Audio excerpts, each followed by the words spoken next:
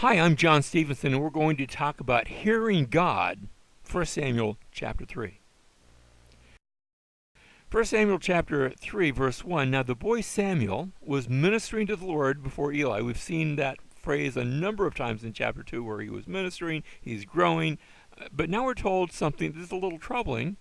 And word from the Lord was rare in those days. Visions were infrequent.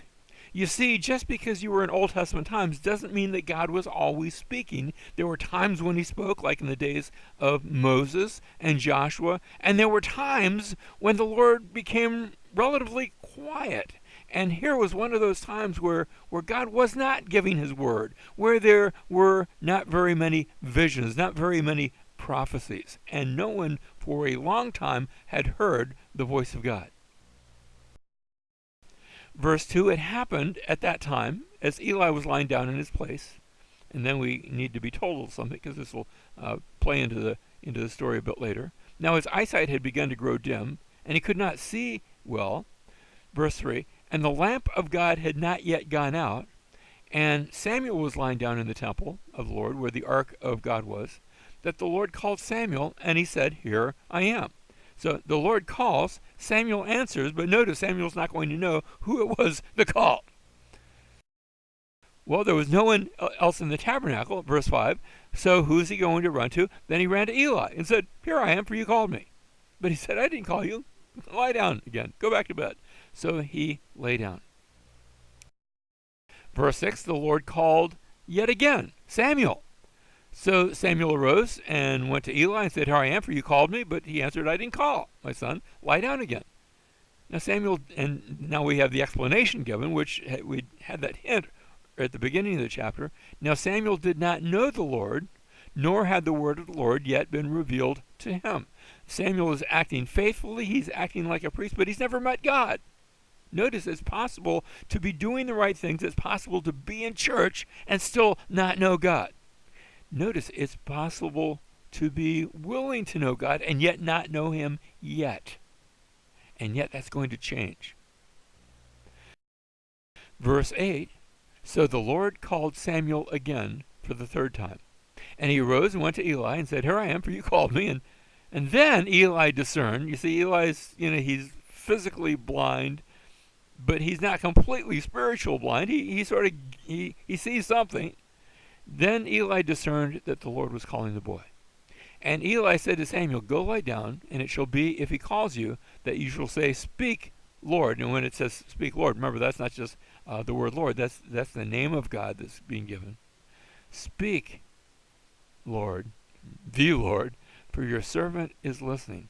And so Samuel went and lay down in his place.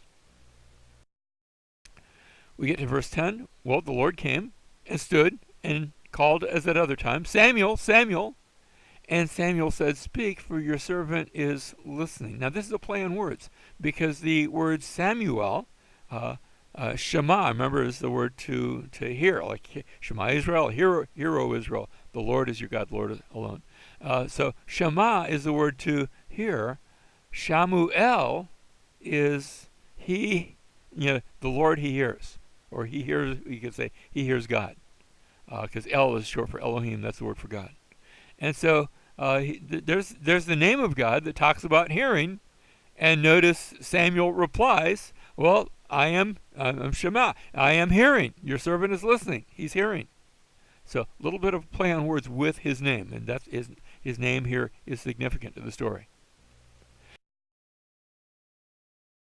Verse 11, the Lord said to Samuel, Behold, I'm about to do a thing in Israel, at which both the ears of everyone who hears it will tingle. It's a figure of speech. I'm going to do something that will, we would say, it's going to knock your socks off. It's going to really, change things. Verse 12, in that day I will carry out against Eli all that I have spoken concerning his house, from beginning to end. Verse 13, for I have told him that I am about to judge his house forever for the iniquity which he knew, because his sons brought a curse on themselves, and he did not rebuke them. Notice, the sons are at fault because of what they've done, but Eli is at fault because he didn't rebuke him. You say, wait a minute, I thought he rebuked his sons in the previous chapter, but it was a slap on the wrist. He let them continue to do it. He let them continue to be priests. He did not depose them, and he allowed it to continue. Sometimes you can say, gee, that's not nice, but you don't do anything about it, and now you are culpable. Verse 14, therefore, God says, therefore I have sworn to the house of Eli that the iniquity of Eli's house shall not be atoned for by sacrifice or offering forever. They can offer all the sacrifice. They're in the sacrificing business. They can offer all the sacrifice they want, but this sin is going to run its course, and it will come to judgment. Verse 15, so Samuel lay down. Now Samuel's stuck in the middle of this. Here he is. He's serving Eli in the tabernacle, and yet he's been given a message from God. So Samuel lay down till morning, and then he opened the doors of the house of the Lord. But Samuel's afraid to tell the vision to Eli. And so he doesn't want to be the bearer of bad news, because you know what happens. Sometimes people blame the messenger. Verse 16, then Eli called Samuel and said, Samuel, my son. And he said, here I am. And notice it's going, this time he calls, and this time Samuel responds. He is the one that called this time. Verse 17, he said, what is the word that he spoke to you? Eli gets sort of the idea that God must have done this to speak to Samuel. Please do not hide it from me. And then he gives a stern injunction. May God do so to you, and more also, if you hide anything from me of all the words that he's spoken to you. In other words, if there's a curse there, may you be cursed if you don't tell me what God said. And now Samuel has to tell the story. He cannot hide it any longer. Verse 18, so Samuel told him everything and hid nothing from him. And he said, that is, Eli said, it is the Lord. Let him do what seems good to him. Now, on the one hand, that sounds like he is submitting to God, and I think he is. But on the other hand, I can't help but think this sounds just a little bit fatalistic, where I can't help but wonder, Eli, why didn't you do like David did? Go and repent, and of course, it might happen anyway. The judgment might come anyway, but go repent, because who knows? It's what I call the who knows principle. And you see it a number of times in the Old Testament. Who knows? Maybe God would turn and relent. But Eli doesn't do that. There's no change. And he says, oh, well, what's going to happen is going to happen. Let him do what seems good to him. I can't help but think there's a touch of fatalism here. Verse 19, thus Samuel grew, and the Lord was with him, and let none of his words fail. So this was the first time that Samuel prophesied. Won't be the last time. And this becomes a sign that God's going to speak again through Samuel.